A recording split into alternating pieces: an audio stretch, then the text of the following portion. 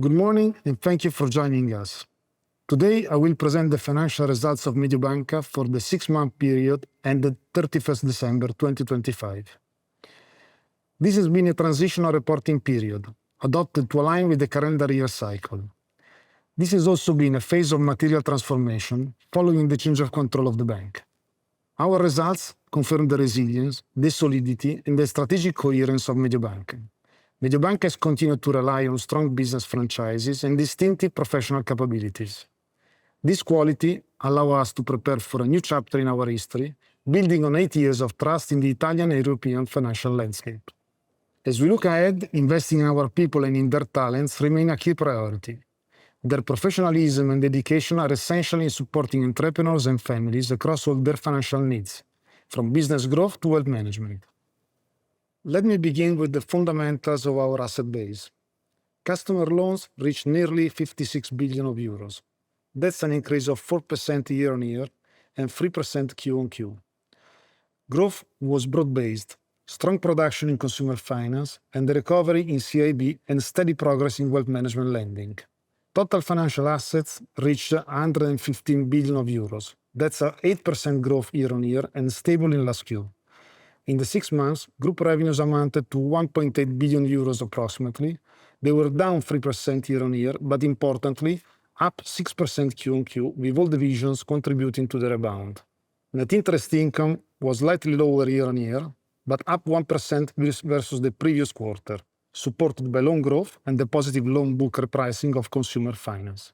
Fees declined compared to last year, mainly due to softer advisory in CIB, with an unfair comparison to the exceptional results of 2024, and lower upfront fees in wealth management.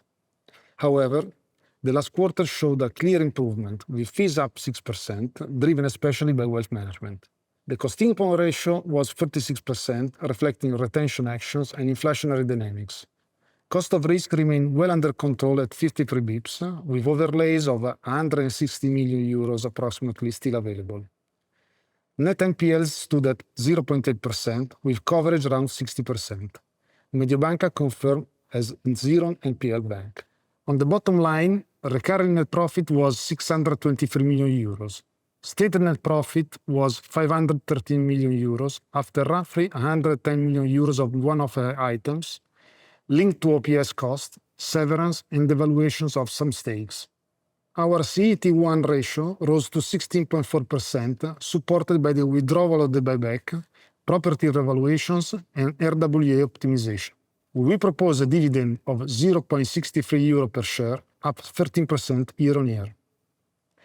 Coming to divisional results, wealth management delivered revenues of 473 million euros, essentially in line with last year.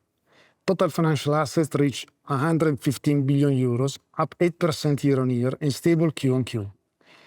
Net new money was 1.4 billion euros, with 2.6 billion euros of AUM inflows in the period. The final quarter saw 1.1 billion outflows, concentrated in private banking, while the rest of the franchise remained solid. The Premier platform continued to expand.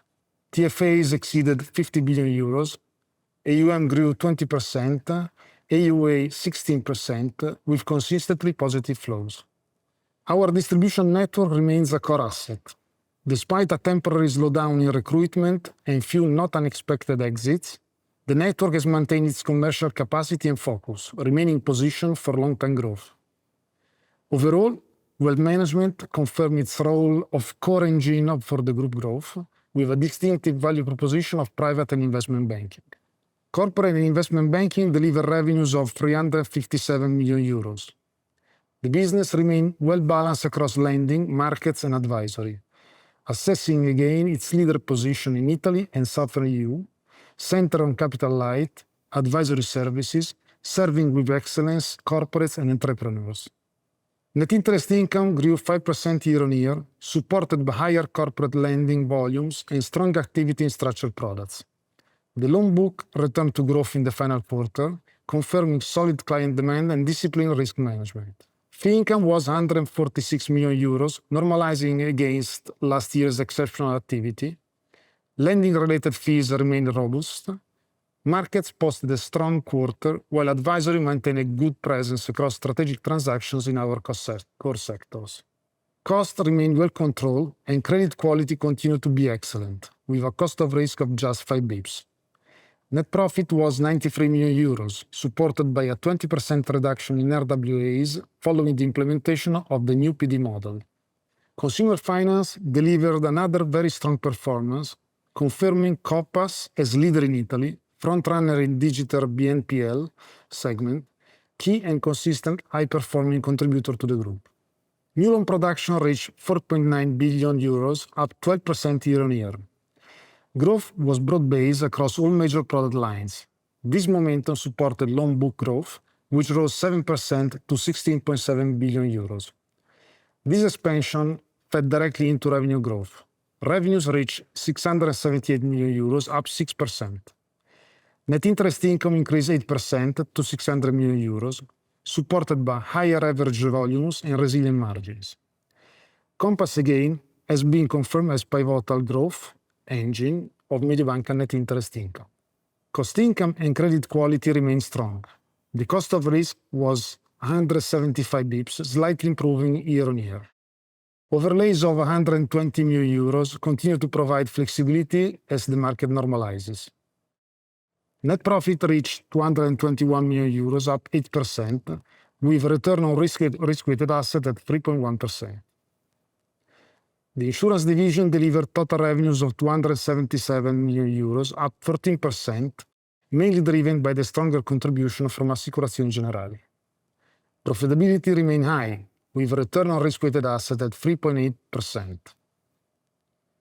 As we begin 2026, our first full calendar year within the MPS group, commercial trends remain solid, reflecting healthy loan and net interest income trend in consumer finance and robust franchise and pipeline in CIB.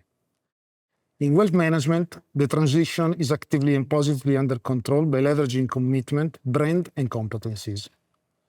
We will also update the 2025-2028 business plan in coordination with the MPS Group strategic view. In conclusion, Mediobanca has navigated an important transition with discipline and resilience. Our business model remains solid. Our capital position is strong. Our goal, focusing day by day on clients, is clear.